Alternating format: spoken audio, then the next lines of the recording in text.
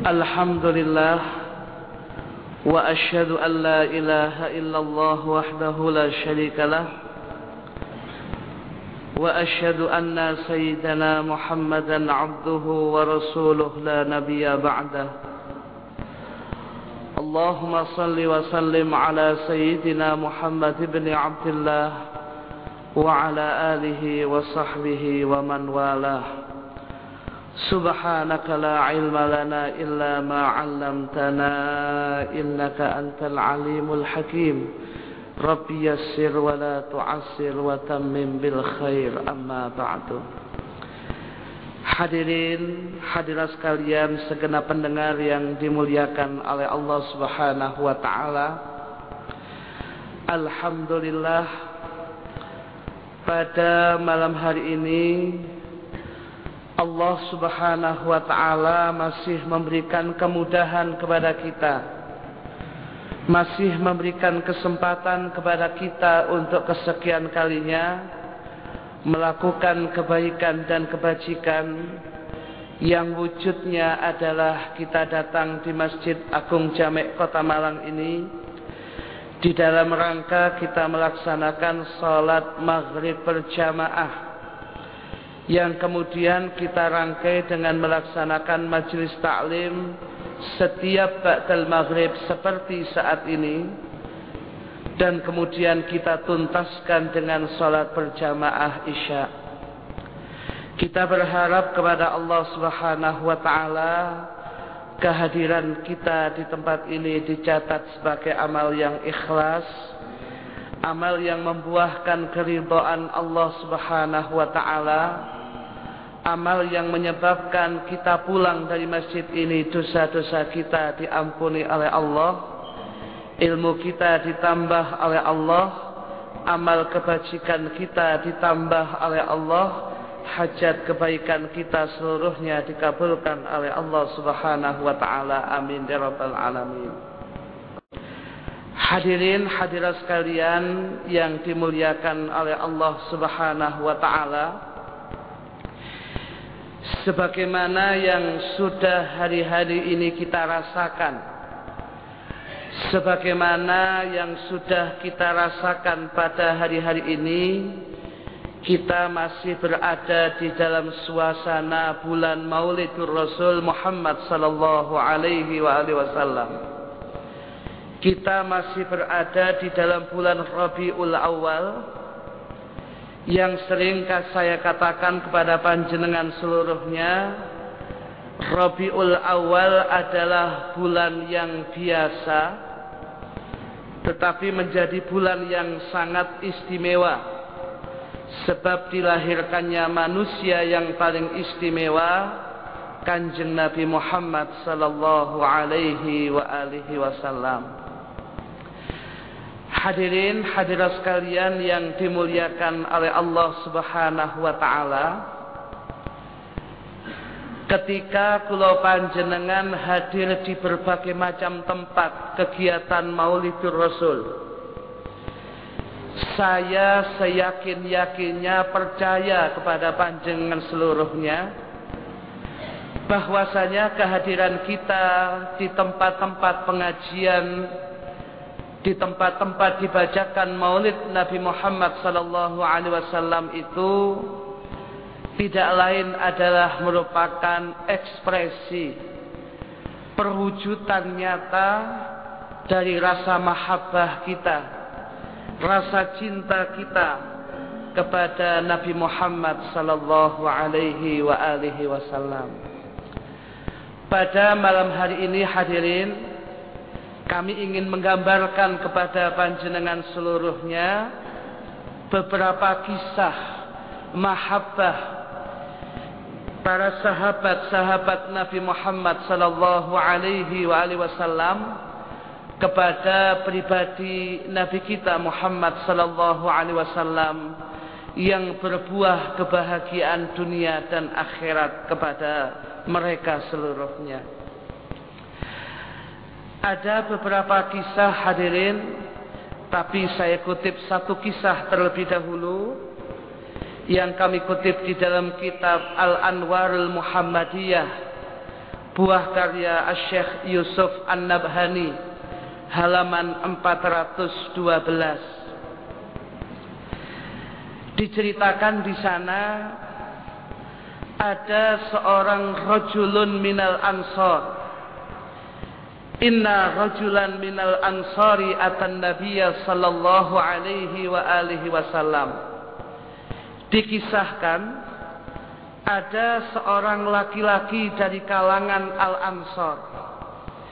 Dia pernah datang kepada Gusti Kanjeng Nabi Muhammad sallallahu alaihi wa alihi wasallam. Kemudian orang dari kelompok Ansor ini kemudian di hadapan Nabi mengatakan, "Wallahi ya Rasulullah, la anta ahabbu ilayya min nafsi wa mali wa waladi wa ahli." Wahai Rasulullah, sungguh engkau lebih aku cintai daripada diriku sendiri, hartaku, putraku, maupun seluruh keluargaku termasuk istriku. Walaula anni atika fa'araka la ra'aitu an amuta. Andai kata saya tidak bisa datang kepada engkau ya Rasulullah, kemudian aku tidak bisa melihat engkau kembali ya Rasulullah. Kalau ketika di dunia ini aku bisa melihat engkau panjenengan ya Rasulullah, tetapi kemudian ketika aku meninggal, pastilah aku tidak akan bisa berjumpa dengan engkau kembali, wahai Rasulullah Muhammad sallallahu alaihi wasallam. Orang Ansor itu kemudian menangis, hadirin hadirat sekalian. Ketika menangis ditanya kembali oleh Rasulullah, kenapa dia menangis? Ma abakaka? Apa yang menyebabkan wahai sahabat engkau menangis? Beliau orang Ansor ini mengatakan, aku menangis ya Rasulullah, aku mengenang bahwasanya panjenengan bakal pecah. Panjenengan akan meninggal satu saat, dan aku pun juga akan meninggal. Tetapi ketika kita berada di akhirat kelak ya Rasulullah, panjenengan akan bersama para nabi dan rasul. Panjenengan bersama orang-orang yang mulia dan dimuliakan oleh Allah. Andaipun aku masuk ke dalam surga, aku tidak akan bisa mendapatkan surga yang satu tempat dengan panjenengan, satu lokasi dengan panjenengan, sebab panjenengan nun jauh di atas kami ya Rasulullah. Berarti ketika aku saat ini melihat inilah, dan ketika aku hidup panjenengan hidup, ini adalah satu kenikmatan yang luar biasa ketika aku bisa ru'yah, melihat, ningali panjenengan ya Rasulullah. Kemudian Kanjeng Nabi terdiam, hadirin, tidak menjawab atas kegelisahan yang disampaikan oleh Al-Ansar ini. Tidak lama kemudian turunlah surat An-Nisa ayat yang ke-69, yang di dalam riwayat ini adalah merupakan asbabun nuzul, menjawab pertanyaan sahabat Ansor ini. Sedangkan ada riwayat yang lain berkaitan dengan kegelisahan daripada sahabat Thauban. Kemudian Nabi kita Muhammad sallallahu alaihi wasallam membacakan kepada sahabat Ansor itu ayat An-Nisa 69 yang baru saja turun. Wa may yuti'illaha war rasula fa ulaika ma'al ladzina an'ama Allahu 'alaihim minan nabiyyina was-siddiqina wasyuhada'i was-salihin wa hasuna ulaika rafiqa. Dan barang siapa yang taat kepada Allah dan Rasul-Nya, maka itulah orang-orang yang kelak bakal berjumpa bersama, dikumpulkan dengan orang-orang yang Allah memberikan nikmat kepada mereka, yaitu para nabi, para siddiqin, orang-orang yang mati syahid di jalan Allah, orang-orang soleh. Wa hasuna ulaika rafiqa, dan mereka itulah teman yang merupakan sebaik-baiknya teman ketika mereka dikumpulkan di akhirat kelak.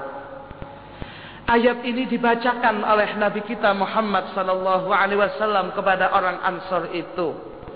Kemudian dia merasa bahagia, dia merasa senang bahwasanya ketika di dunia, ketika dia kebahagiaannya ketika dia bisa melihat Kanjeng Nabi masih bisa terulang di akhirat apabila dia tetap mengikuti Allah dan Rasul-Nya, masih tetap taat kepada Allah dan Rasul-Nya.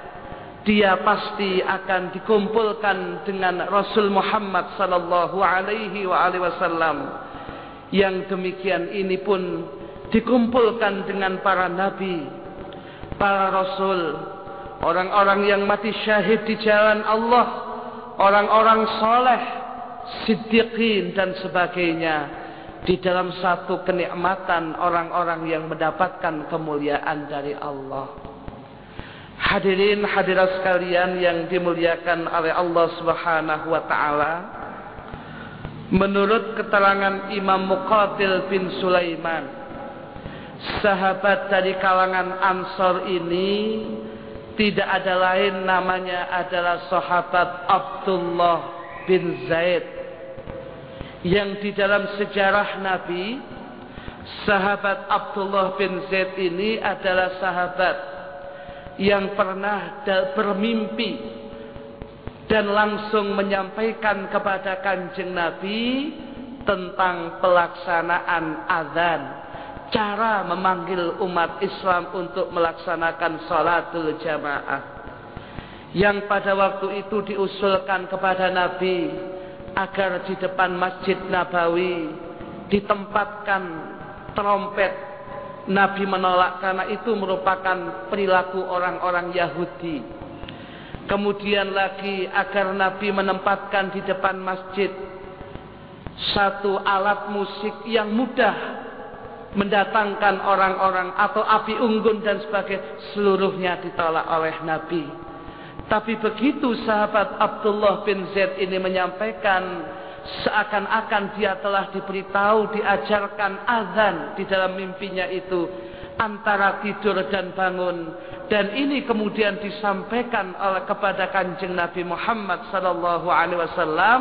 Nabi pun menerimanya dan kemudian diajarkan juga kepada sahabat Bilal bin Rabah, dan kemudian sampai sekarang azan ini kita pakai untuk memanggil jamaah melaksanakan salatul jamaah.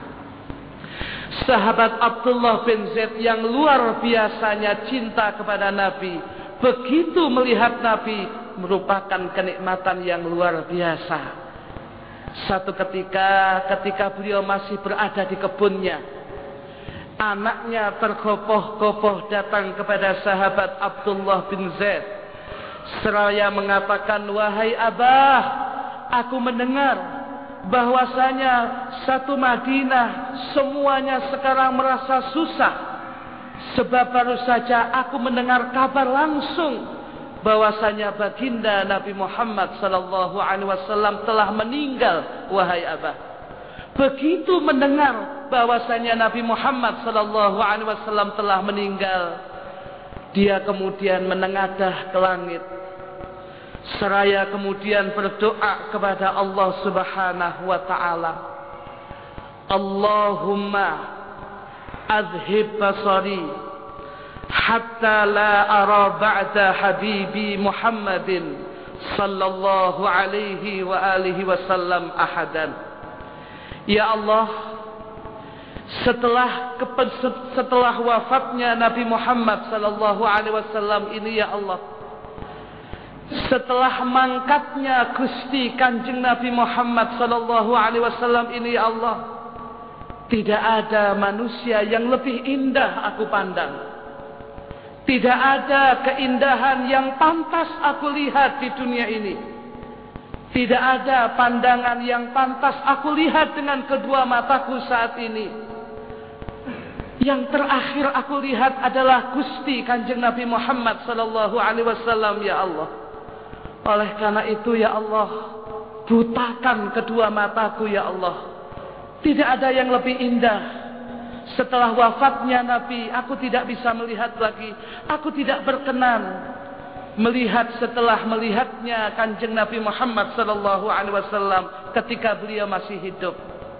Beliau minta dibutakan matanya sebab sudah tidak ada keindahan lagi ketika melihat Kanjeng Nabi Muhammad sallallahu alaihi wasallam. Setelah berdoa yang semacam itu, hadirin hadirat sekalian yang dimuliakan oleh Allah, sahabat Abdullah bin Zaid pun dibutakan oleh Allah. Wa kuffa basaruhu, dan kemudian matanya kemudian dibutakan oleh Allah. Dia lebih senang. Pandangan yang terakhirnya adalah melihat Nabi. Dan ketika Nabi sudah tidak ada, apalah yang akan dilihat? Tidak ada yang lebih indah ketika melihat Kanjeng Nabi Muhammad sallallahu alaihi wasallam. Hadirin hadirat sekalian yang dimuliakan oleh Allah Subhanahu wa taala.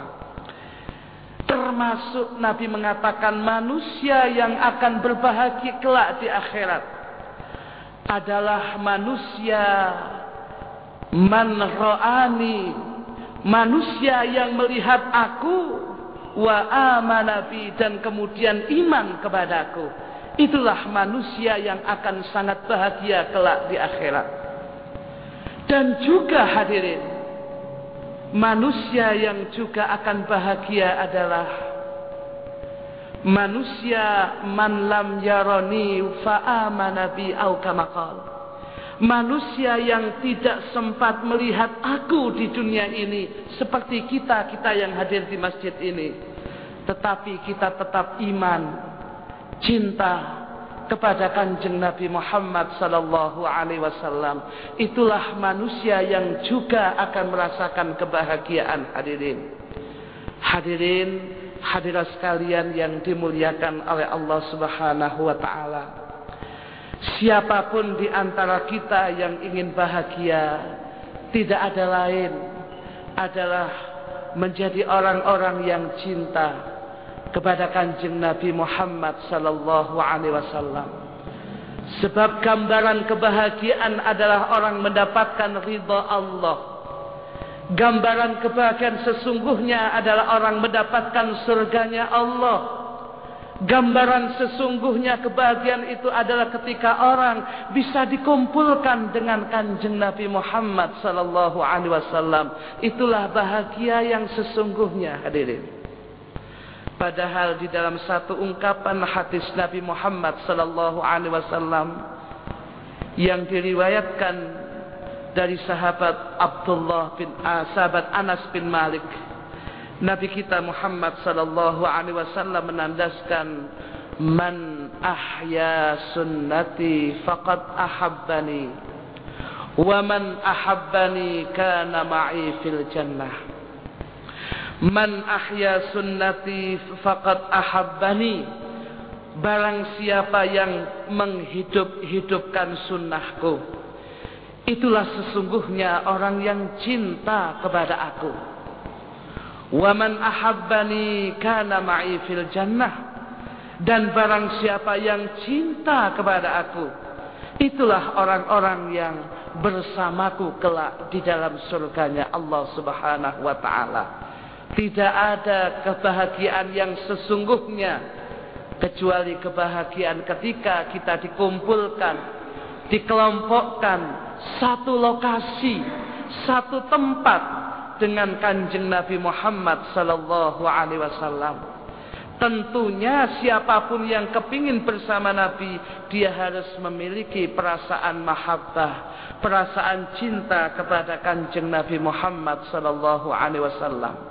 Siapapun yang mengatakan cinta, cinta dan cinta kepada Nabi, hadis yang awal tadi mengatakan dia harus mampu menghidupkan sunnah-sunnah Nabi di dalam kehidupan dirinya, di dalam kehidupan dirinya, di dalam keluarganya, di dalam masyarakatnya. Dia berusaha mengamalkan sunnah-sunnah Nabi Muhammad sallallahu alaihi wa alihi wasallam. Itulah orang-orang yang benar, menjadi orang-orang yang cinta kepada Nabi Muhammad sallallahu alaihi wa alihi wasallam. Hadirin, hadirat sekalian yang dimuliakan oleh Allah Subhanahu wa taala. Mengakhiri apa yang bisa saya sampaikan pada malam hari ini, mari kita merenung apa yang diungkapkan oleh Imam Sahal bin Abdullah At-Tustari dalam kitab Asy-Syifa lil Qadil Iyad Al-Yahsubi juz yang kedua halaman 19. Dalam satu ungkapan yang panjang, Imam Sahal bin Abdullah mengatakan, alamatu hubbillah hubbil Quran. Tanda seseorang cinta kepada Allah adalah cinta dengan Al-Quranul Karim. Wa alamatu hubbil Quran hubbun Nabi Muhammad sallallahu alaihi wa alihi wasallam. Sedangkan orang yang merupakan tanda kecintaan kepada Al-Quran adalah cintanya seseorang kepada Nabi Muhammad sallallahu alaihi wasallam. Wa alamatu hubbin Nabi sallallahu alaihi wasallam hubbus sunnah. Sedangkan tanda cinta kepada Nabi Muhammad sallallahu alaihi wasallam adalah cinta dengan sunnah yang pernah dilakukan, diucapkan dan ditetapkan oleh Nabi Muhammad sallallahu alaihi wasallam. Kita mengaku menjadi orang yang cinta kepada Allah. Sejauh mana kecintaan kita kepada Al-Quran? Apakah kita jadikan Al-Quran merupakan bacaan kita keseharian? Apakah Al-Quran kita jadikan pedoman kehidupan kita? Disitulah sejauh kecintaan kita kepada Allah. Dan siapa yang kemudian mengaku-ngaku cinta kepada Nabi, mengaku-ngaku cinta kepada Al-Quran, tentunya adalah cinta kepada Nabi Muhammad sallallahu alaihi wasallam.